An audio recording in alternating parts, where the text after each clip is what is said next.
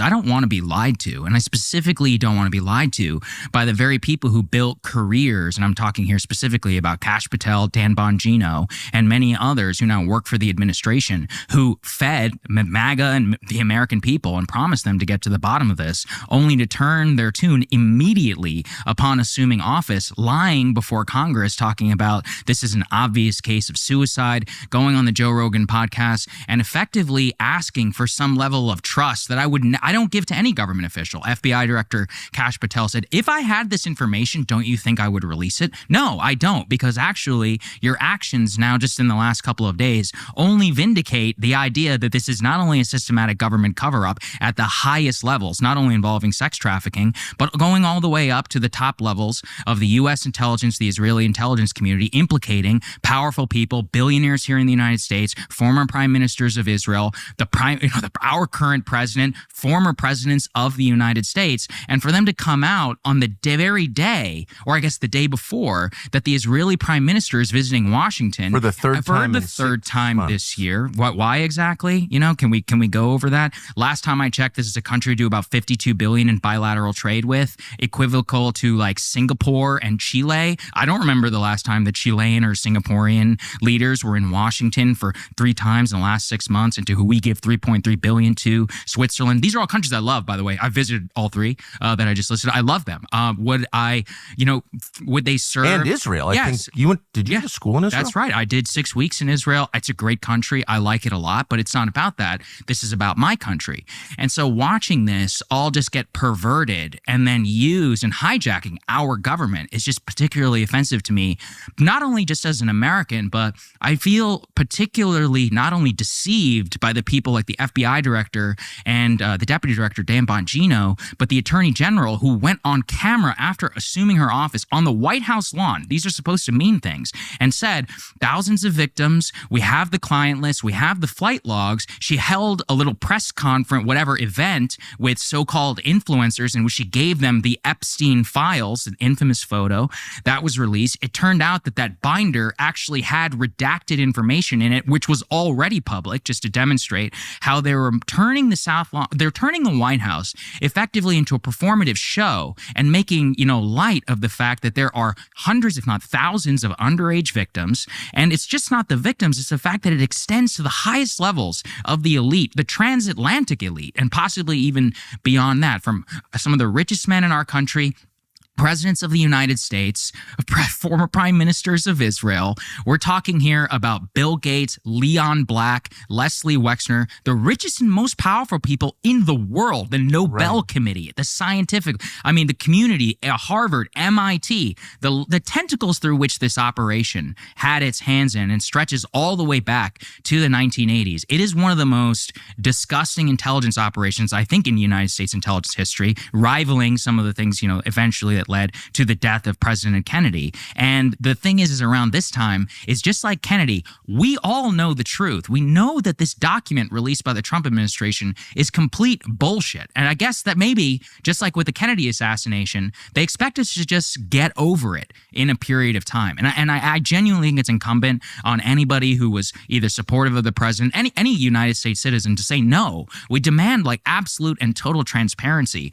on this case, and particularly of these government officials. Do not use your platform to enrich yourself on these podcast platforms and constantly talk about Epstein and the Epstein files, eventually assume office, change on a dime, and expect us to trust you. That is not how this works. No. And in particular, in that document, I think it's one of the most disgusting documents ever released by the United States government, because it said there was no blackmail, we're not releasing this information. Kash Patel has this new line about how we're not going to re-victimize women. Ask the Epstein victims themselves. They have been begging for this information to come to light, specifically to implicate the powerful men that victimized them and through which they were, they were basically used for trafficking purposes to ensnare them in this high-level U.S. intelligence, Israeli intelligence operation, probably run in conjunction. And the trail of this entire thing it enrages me. It actually enrages me as an American. I don't think you're alone.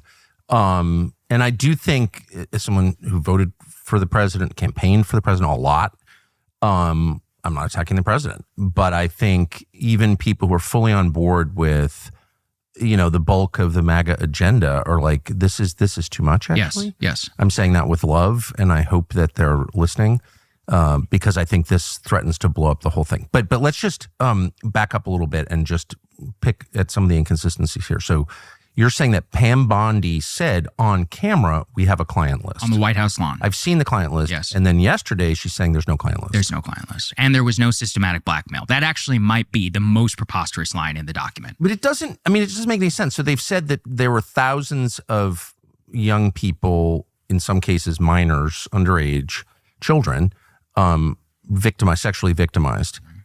Are they saying that Epstein single-handedly had sex with all? Because actually, for whatever it's worth, I don't think I've never seen anyone make the claim that Epstein had sex with anybody. Yes, that's right. Well, a lot of these allegations revolve around like group activities, right, and they around like masseuse and being, look, the way that Dershowitz and others would claim it is I kept my underwear on and it was all very above the board massage information. There's that famous photo of Bill Clinton in the airport terminal with one of these young victims who herself says she was a victim of the Epstein entire machine. So you're exactly right. It's like for these thousands of women, were they victimized entirely by Ghislaine Maxwell and by Jeffrey Epstein? Because, by the way, that's not even what the Ghislaine Maxwell, Jeffrey Epstein court documents and other things that we already knew that were in the public information. That's not what they say. That's not what the testimony of the victims of these people say. And so, again, even this client list thing, and I do think people can go down the rabbit hole too much and think that there is, as you know, there's no ledger as in had sex with so-and-so and we,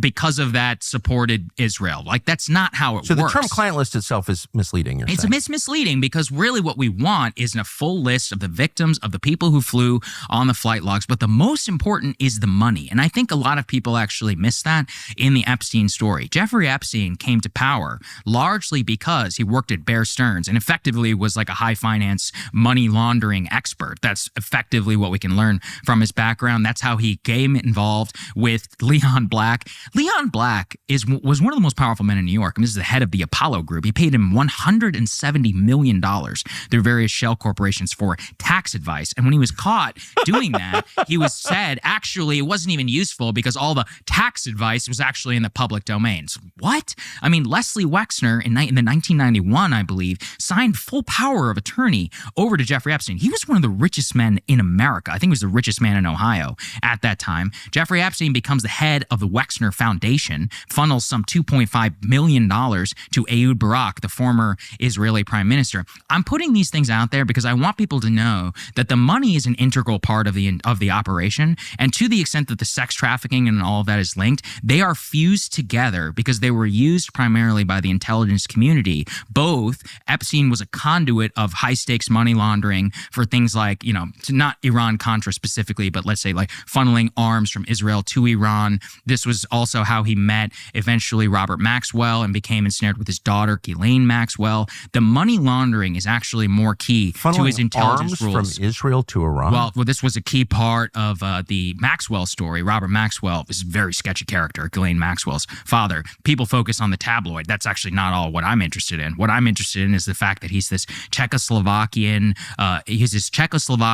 Orthodox Jew who escapes from the Nazis. He eventually becomes a highly decorated soldier. Actually, I think he won the second highest medal in the UK for his operations during World War II. From that point forward, becomes very, very enmeshed with the Zionist community inside of the UK and propping up the newly formed state of Israel. From that point forward, he basically serves as a high stakes, almost an entity in and of itself. That's the way that Daryl Cooper has described him, is like a sovereign wealth fund almost, which with together brokers all kinds of cutout deals, between Israel and Iran. And actually, Epstein himself, when he was just 28 years old, flew on a private jet, I believe, to the Pentagon with somebody who we know is directly linked to these, previous intelligence operations and funneling money and weapons into many of these conflicts. So this stretches back decades. And that's a very, very important part of the story. So please just do not tell me that there's no part of a systematic blackmail campaign. It's so